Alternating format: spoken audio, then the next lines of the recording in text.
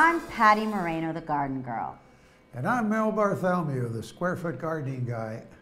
We are going to talk about the most frequently asked questions. Right. So let's just get started Okay. right away. All and right. Our first question here is, what wood should people use to build their boxes? Good question, and the best answer is free wood. Now, free is a good answer, right? Yeah. Because it doesn't cost you anything, and we're practicing the 3 R's. We're recycling, we're reusing, and with square foot gardening, we're reducing. Now, where do you get free wood? Well, first of all, we're going to be building boxes that are going to measure approximately 4 feet by 4 feet, and they're going to be 6 inches deep. Where are we going to get this? Well, you go to any construction site, you look around your neighborhood or wherever you're driving, and if you see a construction site, you will also see big dumpsters sitting there. And what are they doing with those dumpsters? Filling them with scrap wood and carting it away and putting it in the landfills. So you go to the foreman, find the boss man, and say, I'm building a square foot garden at my house, and I need some scrap wood. Do you have any lumber like that? And he said, well, what length do you need? Well, it's 4 feet. He said, oh, we got tons of 4-footers. What size wood? Well, I need either 6 inches deep, either 1x6 or 2x6s. And on most construction sites, that would be the framing lumber would be 2x6. And he'll say, I've got some 2x6s. I'll cut them for you, 4 feet long. You've got it all done. What kind of wood specifically should we be using? Well, if you're going to go buy your lumber, and you go to a lumber store, you have quite a few choices. Number one, you have pine or fir, which is the cheapest. And again, you can buy 1x6 or 2x6 lumber. Then you have cedar, and that usually comes in 1x6 or again 2x6. It's starting to get more expensive. And redwood is the ultimate. That will last the longest, and it's the most expensive. But it looks the nicest too. So you get what you pay for it.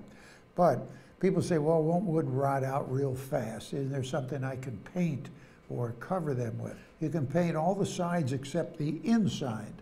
And speaking of painting, we do not recommend that you use treated lumber. We're not convinced that the different chemicals in the wood to keep it from rotting won't leach out into the soil, and we don't want to grow our vegetables in that. I think that's actually a good point to make sure that everybody knows. Definitely when you're going to build your raised beds, don't use pressure treated wood.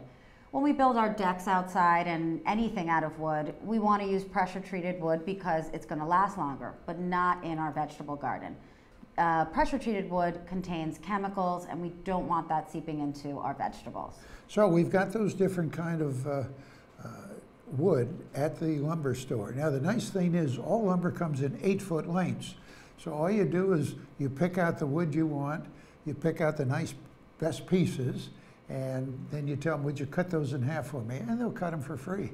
And now you have all your wood cut, you just take it home, put it together. But another wood that you can use when you go to the lumber store is man-made wood.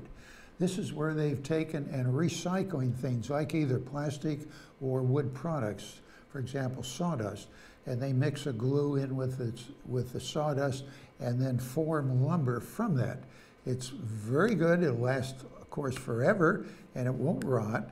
Insects, termites won't get into it. It is expensive now, but it's gradually coming down in price. So we're going to build the boxes first. You, of course, want to look over your garden site, decide how many boxes you want. And remember, we want 6 to 8 hours of sunlight. You want it close to the house, as close as you can to the back door. You can see your garden outside your kitchen window, and then you'll take much better care of it. But you put your boxes down where you think best. Leave at least a 3-foot walking space between the boxes. And then you take out any grass or weeds that are inside the box. Lay down a weed cloth there to keep any future weeds from coming up. And now we're going to fill that with Mel's mix. Remember, that's 1/3 peat moss, 1/3 vermiculite, and 1/3 compost. The best way of attaching it is not with nails, because they'll come loose after a while, is with deck screws. And all you have to do is drill a pilot hole with a power drill and then put those deck screws in. And I like to use 3 in every corner. That'll keep the wood from twisting and turning and warping. So that's the ground boxes. And now for patio boxes, if you want them up off the ground or you want to move them about. And these could be different size, maybe 2 by 2 or 3 by 3 or 4 by 4. We use a plywood bottom. And depending on the size, how far it's spanning, if it's a 2 by 2, you can use fairly thin plywood. And you could put legs on it, or even better yet, I like to, for easy cost, is to go to the thrift shop and find an old table.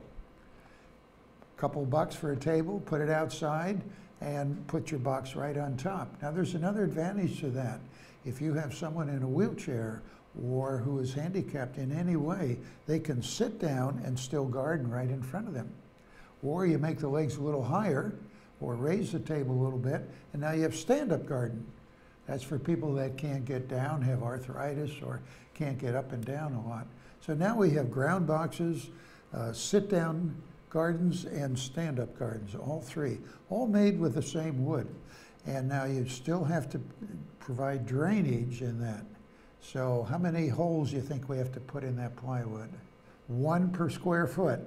Easy, easy to remember. And then we put an extra one in each corner. And that will drain all the water out when there's excess water. There won't be much, because remember that Mel's mix soaks up the water and holds water. So unless you're over watering, and that's a secret too, if you see a lot of water dripping out continually every time you water, you put too much water in. But luckily it won't kill the plants as it would in most containers, because it comes right out the bottom. And the Mel's mix not only holds water, but then it drains well also. With square foot gardening, you can do all kinds of things and different things. And the reason is it takes so little space that you can do this sort of thing. And you can have a square foot garden, either part of it out in the ground, or you can have it on your patio or your deck. You can even build it. If you go to the all-new Square Foot Gardening book, I show how to build the boxes that go right up the steps into your back. Love that. Or you can have something real fancy out front. Well, thank you so much, Mel, for answering our question. Okay. And stay tuned for more answers to the most frequently asked questions.